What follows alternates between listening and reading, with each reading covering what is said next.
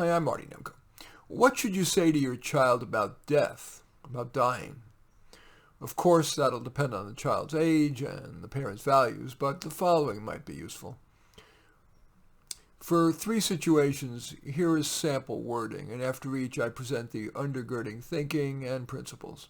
The first one, your 5-year-old sees a relative dying in pain who's living with you. Your child doesn't ask you about it, but you decide to say something. Here's a sample answer. It's hard for me to see Grandpa like this. How about for you? And the child nods, probably. And then you continue, you say, Grandpa was unlucky. That doesn't happen to many people, even some very old ones. Anything you want to tell or ask me. And after any of that gets asked or said, you can then say something like, enough of that. Do you want to? And then you suggest some pleasant activity that the child would like. That answer acknowledges the parent's feelings, but briefly, and asks a question so that the focus is on the child's needs. Saying, Grandpa was unlucky, that doesn't happen to many people, and even very old ones, that addresses the child's likely concern. Will this happen to me? Well, the answer is honest, and yet it's reassuring. Again, it's brief, and ends with a question, so the conversation leads where the child wants. And sometimes the child doesn't want to explore more, and that's okay. Some people do best by processing in the moment, others later, and still others by suppression and distraction. The second scenario is that Grandpa died, and the child asks, when will I see him again? And here's a sample answer. And you would only say it in a moderately sad tone like this. You won't. Most of us live a long time, and then we're done.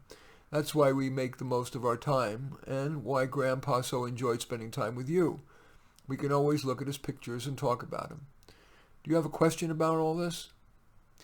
That answer avoids deception, which later would be discovered and thus reduce trust. The answer works for both atheist and religious people. It avoids discussing the more difficult and not at that time relevant question of why even some kids die. Yet by ending with, do you have a question about all this, the door is open to whatever the child might want to know. And the final scenario is, your teen engages in risky behavior, for example, aggressive driving, doing drugs, and so on. You express concern, and the teen responds with the common denial of mortality. I'm not going to die. I'm careful. Give me a break. Well, here's a sample answer. You're right. You probably won't die. But there is a reason that car and motorcycle insurance companies charge teen boys so much more. They get into more accidents, more often become roadkill, and before dying have huge pain. As you know, teens suppress the idea of mortality and think they'll live forever. Alas, they don't. Plus, I know you love me, and you don't want me to worry every time you go out and drive. I'm not the kind of parent who's going to issue a prohibition like, 1 ticket and I take away the keys. But I ask you to think about whether you want to be a safe driver, for your sake, my sake, and if only because your friends that count will respect you more. That answer starts with agreement, making the child feel, saying, I know you won't die, probably won't die, making the child feel you're just not going to arbitrarily be oppositional. The answer continues with core facts and gives the teen credit for already knowing some of it, like saying, as you know, kids we're not immortal or whatever, or that insurance companies charge teens more, even if the kid didn't know.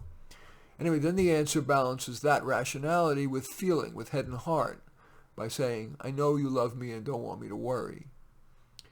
Saying, I'm not the kind of parent who issues a prohibition, reminds the teen that the parent isn't unduly severe.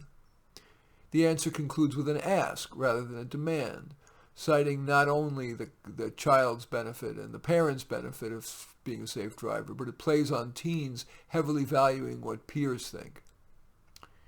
Here are a few additional thoughts that can make it easier for you to deal with death and dying, and in turn may help you to be your best self when talking with your child. In talking with anyone, but especially kids, the goal should be to be truthful while minimizing undue anxiety or sadness. A silver lining in death is that it reminds us that life is finite, and thus encourages us to make the most of our time. If the dying process is too painful, there's usually a way to end it. Increasingly, jurisdictions are allowing physician-assisted death. And finally, the idea of death may be less scary if we recognize that after we die, we're going to be no more aware of being dead than we were of life before we were born. Parent-child conversations about death are among the most difficult. I hope that you're going to find at least one idea in this little talk helpful. In any event, I do thank you for watching. I'm Marty Nemko. I welcome your thumbs up and accept your thumbs down. I always look forward to your comments and especially like it if you hit the share button below. Share on your social media so that my efforts can have broader impact. And I am flattered if you choose to subscribe to my channel. In any event, I do thank you for watching. I am Marty Nemko.